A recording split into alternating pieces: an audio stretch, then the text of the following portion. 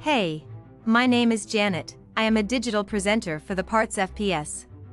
Today, I am going to talk about Top Grate for American Range Part #A17036.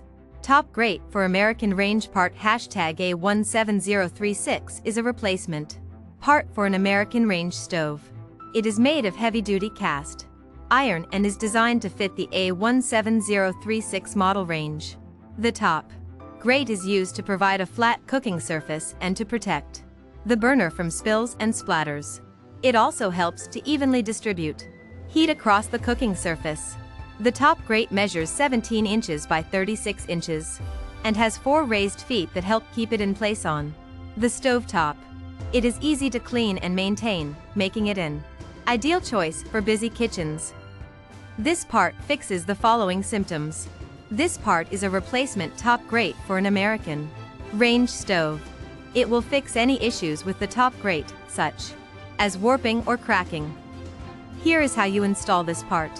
1. Begin by removing the existing grates from the range.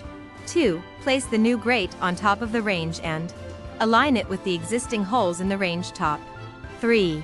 Secure the grate to the range top using 4 screws provided with your new grate.